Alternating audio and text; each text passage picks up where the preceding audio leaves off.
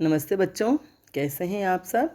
आज हम हिंदी गद्य की विविध विधाओं का अध्ययन करेंगे। हिंदी गद्य की विधाओं पर कभी टिप्पणियाँ पूछी जाती है तो कभी दो विधाओं में अंतर भी पूछा जाता है। ये 4 अंक का प्रश्न आता है, अतः आप सावधानी से इन विधाओं का अध्ययन करें। गद्य से आशय है जिस शब्दार्थ युक्त भाषा का साधारण बातचीत में प्रयोग किया जाता है वही गद्य कहलाता है। अर्थात जो हम बातचीत करते हैं और बातचीत में हम जिन शब्दों का जिस प्रकार साधारणतया प्रयोग करते हैं, जिनका एक निश्चित अर्थ होता है, तो ऐसी शब्दार्थ युक्त भाषा ही गद्य कहलाती है।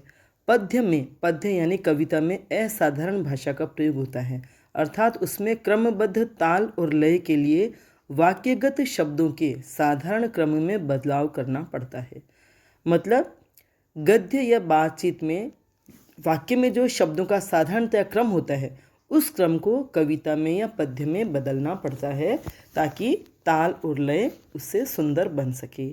इसके अलावा गद्य का लक्ष्य सरल, सहज, सीधे और निश्चल उद्देश्यपूर्ण शब्दार्थ को प्रेषित करना होता है। पद्य का प्रयोग भी निश्चित उद्देश्य के लिए ही होता है, किंतु उसमें शब्दार्थ की सरलता और सीधेपन की रक्षा नहीं हो पाती।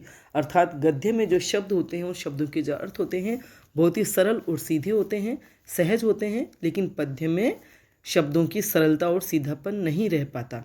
खैर, अभी हम गद्य की विविध विधाओं का अध्ययन करेंगे, इसलिए पद्य पर चर्चा नहीं करेंगे। गद्य की विधा से तात्पर्य है कि हम जो भी अपनी बात कहना या लिखना चाहते हैं वह किन किन रूपों में अभिव्यक्त हो सकती है। हम कोई बात कहानी के रूप में कह सकते हैं, तो निबंध के रूप में भी, संस्मरण आदि में भी अपने भाव या विचार व्यक्त कर सकते हैं, तो ये रूप ही गद्य की विधा कहे जाते हैं। इस दृष्टि से गद्य की कई विधाएं विकसित हो चुकी है, जिनका हम क्रमशः अध्ययन करेंगे। सबसे पहले हम बात करते हैं कहानी की। कहानी हिंदी गद्य की अत्यंत प्राचीन विधा है, अर्थात बहुत ही पुरानी विधा है, बहुत पुरानी शैली है, जिसमें बहुत पहले से ही हम अपनी बातचीत कहानी के रूप में कहते आए हैं और इस युग तक आते आते सबसे सशक्त और प्रभावशाली विधा हो गई है। कहानी का स्वरूप निरंतर बदलता रहा है और इसका प्राचीनतम रूप तो ऋग्वेद में बताया गया है। आधुनिक हिंदी कहानी की प्रथम रचना होने का श्रेय अनेक विद्वान दुलाई वाली को देते हैं, अर्थात जो दुलाई वाली कहानी है उसे आधुनिक हिंदी कहानी यानी आधुनिक हिंदी की प्रथम कहानी का श्रेय दिया जाता है। यह कहानी 1907 में सरस्वती पत्रिका में प्रकाशित हुई थी और इनकी जो लेखिका है राजेंद्र बाला घोष बंग महिला है। ये हिंदी की पहली मौलिक कहानी लेखिका के रूप में प्रसिद्ध है। मतलब बंगाली लेखिका होते हुए भी जो इनकी कहानी है वह हिंदी की पहली कहानी कही जाती है और ये लेखिका पहली मौलिक कहानी लेखिका। कहानी में जीवन की किसी एक घटना या मानव चरित्र के किसी एक बिंदु का चित्रण या प्रकाशन किया जाता है। मतलब कहानी में जीवन की किसी एक घटना या मानव चरित्र के किसी एक बिंदु को ही प्रकाशित किया जाता है, उसी का चित्रण किया जाता है।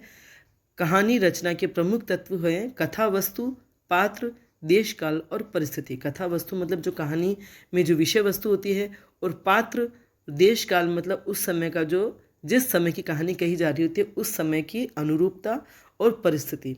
आधुनिक कहानी का जन्म 1901 ईस्वी से माना जाता है। इसके विकास के 4 चरण माने जाते हैं।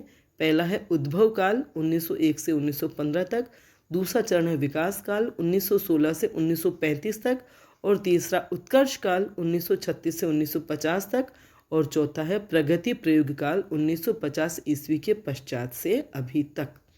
इस अंतिम काल में मतलब अंतिम जो समय था कहानी का, उसमें मानव के तनाव, द्वंद्व, जीवन मूल्यों की तलाश और अन्य कई संदर्भों की कहानियाँ लिखी गईं।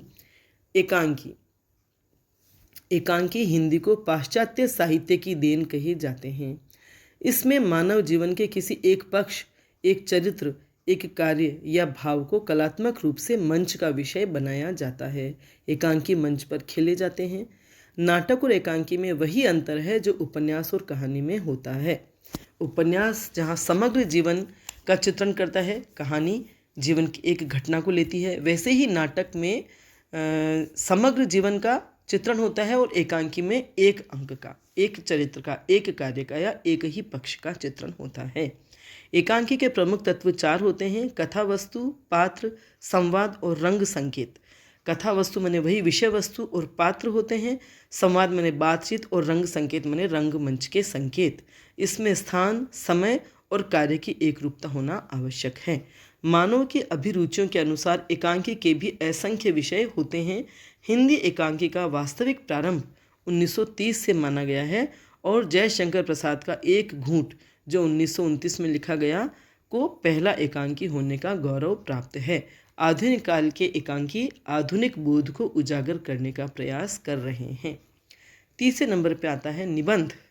निबंध का अर्थ बांधना या रोकना होता है, अर्थात ऐसी रचना जो बंधी हुई, व्यवस्थित और नियंत्रित हो, जिसमें लेखक निर्वैयक्तिक ढंग से किसी विषय पर प्रकाश डालता है, अर्थात एकदम तटस्थ ढंग से किसी विषय पर प्रकाश डालता है। लेकिन आज का निबंध अपने मौलिक अर्थ के विपरीत बंधनहीन है। इसमें लेखक स्वच्छंदता पूर्वक अपने भाव और विचार व्यक्त करता है। स्वच्छंदता, सरलता, आडंबरहीनता और आत्मीयता निबंध के प्रमुख गुण या प्रमुख तत्व माने गए हैं। निबंध में भाषा और शैली का विशेष महत्व रहता है। हिंदी निबंध के विकास के 3 चरण या काल माने जाते हैं: भारतेंदु काल 1850 से 1900 तक, द्विवेदी शुक्ल काल 1901 से 1947 तक और अधुनातन काल 1948 के बाद से। अंतिम काल में भाव प्रधान, विचार प्रधान, मनोवैज्ञानिक, प्रतीकात्मक, हास्य व्यंग्य प्रधान, वर्णन प्रधान आदि अनेक प्रकार के निबंध लिखे गए हैं और आज ये विधा अपने उच्चतम शिखर पर है। आगे है रेखा चित्र। जिस तरह कोई चित्रकार थोड़ी सी रेखाओं के द्वारा सजीव चित्र बना देता है, उसी प्रकार थोड़े से शब्दों की रेखाओं द्वारा किसी वस्तु, घटना या व्यक्ति का चित्र पाठक के मन में उभार दिया जाता है, वह पाठक के समक्ष प्रत्यक्ष हो उठता है। जिस प्रकार चित्र हमारे सामने साकार हो जाता है चित्र बनाने की शैली से, वैसे ही शब्दों की रेखाओं द्वारा इससे चित्र उकेरा जाता है या जिसका भी चित्रण किया जाता है वह ऐसा किया जाता है कि हमारे समक्ष साकार या प्रत्यक्ष हो उठता है। रेखा चित्र में भी एक ही वस्तु, घटना या चरित्र प्रधान होता है जिसकी प्रमुख विशेषताओं को उभारा जाता है। रेखा चित्रकार में यथार्थ अनुभूति, संवेदनशीलता, तटस्थता और सूक्ष्म निरीक्षण क्षमता आदि गुण आवश्यक होते हैं। अर्थात जो रेखा चित्र बनाते हैं या रेखा चित्र लिखते हैं उनमें उस घटना या वस्तु की यथार्थ अनुभूति करना आवश्यक है, संवेदनशीलता भी उनमें होनी चाहिए और तटस्थता भी और सूक्ष्म निरीक्षण क्षमता, इनके बगैर वह शब्दों का रेखा चित्र नहीं खींच सकते। हिंदी में 1929 में प्रकाशित पंडित पद्म सिंह शर्मा के पद्म पराग रेखा चित्र को इस कला का जनक कहा जाता है और प्रथम रेखा चित्र माना जाता है। महादेवी वर्मा के संस्मरणों में ही रेखा चित्र समाये हुए हैं, क्योंकि वे संस्मरणों में पात्रों का ऐसा शब्द चित्र खींचती है कि वह हमारे समक्ष साकार हो उठते हैं। अब संस्मरण। संस्मरण अर्थात स्मृति, एक प्रकार से लेखक द्वारा अपनी किसी पुरानी याद को संजोना और साहित्यिक रूप में प्रस्तुत करना है। यह संस्मरण किसी व्यक्ति या स्थान के बारे में भी हो सकता है। इसमें कहानी, व्यंग्य, विनोद, वर्णन, विवरण, रेखा चित्र आदि सभी का सम्मिश्रण होता है। यह व्यक्ति या स्थान के गहरे संपर्क के आधार पर ही लिखा जा सकता है, अर्थात जिस किसी व्यक्ति के गहरे संपर्क में आए हों या व्यक्ति से गहरे संबंध हो या किसी स्थान के भी गहरे संपर्क में आए हों तो ही संस्मरण सफलतापूर्वक लिखा जा सकता है। इसके मूल में अतीत की स्मृतियाँ अर्थात यादें ही होती हैं जो गहरे व्यक्तिगत संपर्क और संबंधों का परिणाम होती है। संस्मरण लेखक अपने पात्र की केवल खास बातों को ही नहीं बल्कि छोटी से छोटी घटनाओं को भी सूक्ष्मता से अंकित करता है। मतलब संस्मरण लिखने वाले लेखक अपने पात्र की बहुत महत्वपूर्ण या बड़ी बड़ी बातों को ही नहीं बताते बल्कि उनकी छोटी छोटी बातों को भी सूक्ष्मता से अंकित करते हैं। सूक्ष्म विश्लेषण, सजीव और तटस्थ चित्रण और सहानुभूतिपूर्ण हृदय, सहजता, स्वाभाविकता संस्मरण लेखक के आवश्यक गुण हैं। हिंदी का प्रथम संस्मरण बाल मुकुंद गुप्त द्वारा लिखित हरिओध जी का संस्मरण है। अब है आत्मकथा। आत्मकथा जीवनी का ही एक प्रकार है जिसमें लेखक स्वयं अपने जीवन, रुचियों, गुण, दोषों और विचारों को प्रकाशित करता है।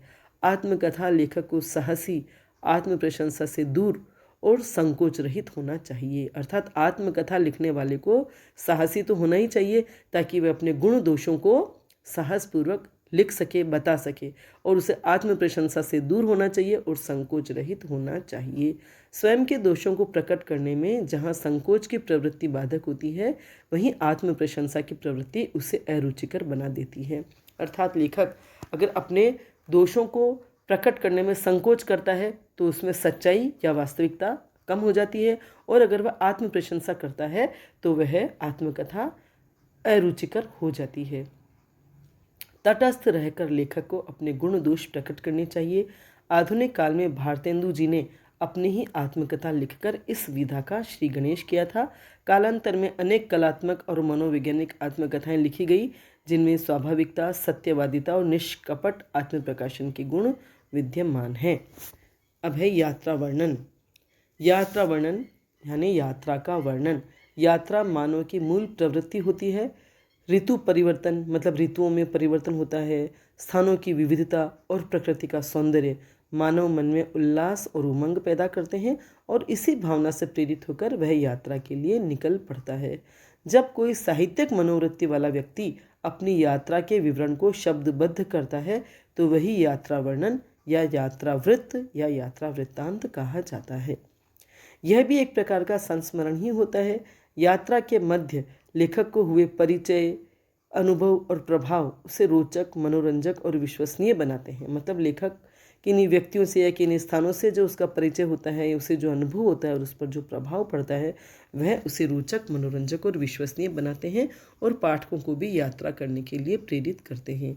यह भी आधुनिक गद्य विधा है और पाश्चात्य संपर्क का परिणाम है। भारतेंदु युग में ही इसका प्रारंभ हुआ।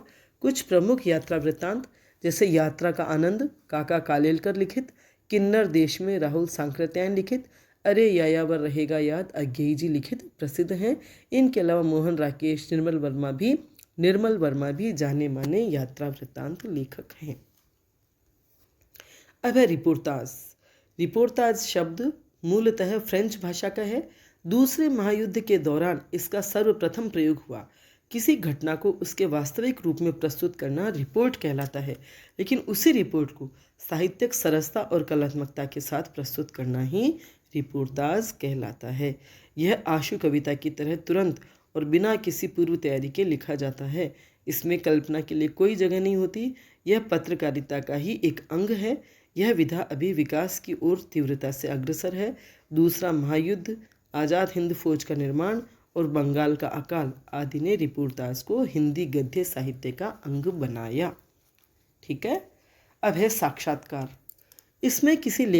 इसमें लेखक किसी व्यक्ति, घटना के प्रत्यक्षदर्शी या नेतागण आदि से किसी विषय पर प्रश्न पूछकर उसके उत्तर प्राप्त करता है और उन्हें लिखित रूप में प्रकाशित करता है, और यही साक्षात्कार कहलाता है। अर्थात जो साक्षात्कार लेखक होते हैं वे किसी व्यक्ति या घटना के प्रत्यक्षदर्शी मतलब घटना को प्रत्यक्ष देखने वाले या नेतागण आदि से किसी विषय पर प्रश्न पूछते हैं और उनसे उनके उत्तर प्राप्त करते हैं और उन्हें ही लिखित रूप में प्रकाशित करते हैं। साक्षात्कारकर्ता साक्षात्कार देने वाले की परिस्थिति, भाव भंगिमा और व्यवहार से उपयोगी निष्कर्ष निकालता है। उससे उसके स्वभाव की या व्यक्तित्व की किसी विशेषता का पता चलता है और उसे वह स्वीकार भी करता है। अर्थात साक्षात्कार देने वाला व्यक्ति उस बात को स्वीकार भी करता है। हिंदी में यह विधा अंग्रेजी के प्रभाव से आई है। इसे संवाद, बातचीत, भेंट करना आदि के नाम से भी जाना जाता है। एक साहित्यिक विधा के रूप में इसका प्रारंभ 1952 में डॉक्टर पद्म सिंह शर्मा कमलेश के द्वारा हुआ। उन्होंने हिंदी के समकालीन श्रेष्ठ साहित्यकारों से साक्षात्कार लेकर मौलिक कार्य किया है। अब हास्य व्यंग्य।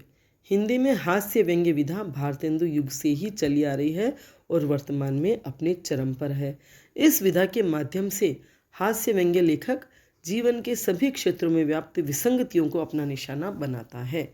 जीवन में व्याप्त भ्रष्टाचार, आडंबर, अवसरवादिता, दोगलापन इत्यादि कुप्रवृत्तियों पर हास्य व्यंग्य के तीर चलाकर उन्हें सुधारने के लिए हल्के फुल्के अंदाज में कोशिश होती है। अर्थात हास्य व्यंग्य में जीवन के सभी क्षेत्रों में व्याप्त विसंगतियाँ, मतलब चाहते क्या है या होता क्या है, होना क्या चाहिए और वास्तविकता क्या होती है, इन्हें हम विसंगतियाँ कहते हैं और ये विसंगतियाँ सभी क्षेत्रों में व्याप्त है।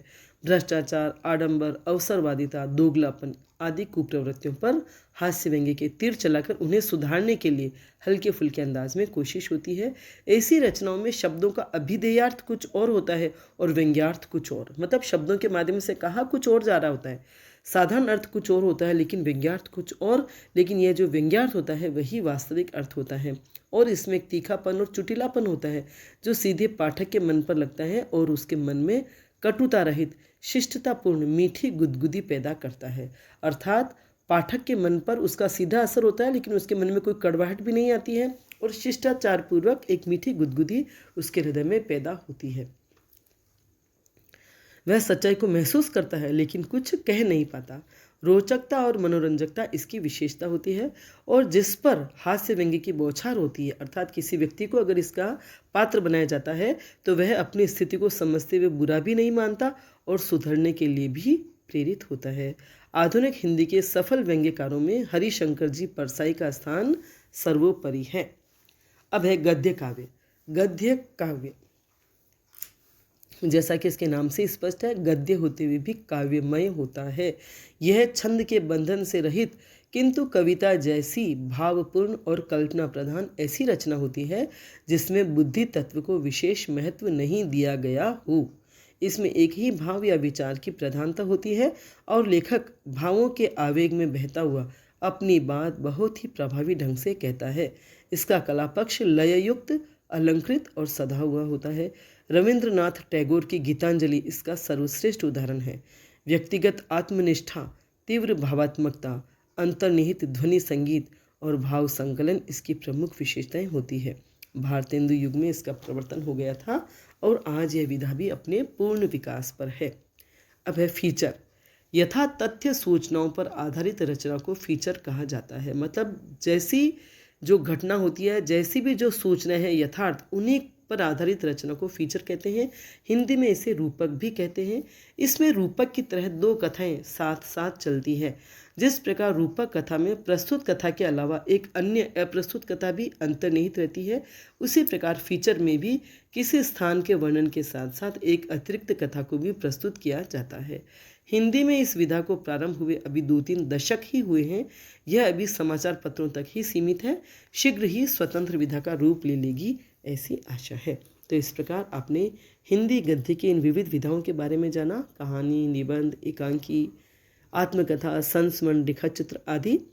आशा है आपको ज़रूर समझ में आ गई होंगी ये विधाएं। वीडियो पसंद आया हो तो लाइक करें, शेयर करें और मेरे चैनल को सब्सक्राइब करें। बेल आइकन भी अवश्य टच करें ताकि मैं जो भी वीडियो बनाऊंगी उसकी सूचना आपको मिल जाएगी। धन्यवाद।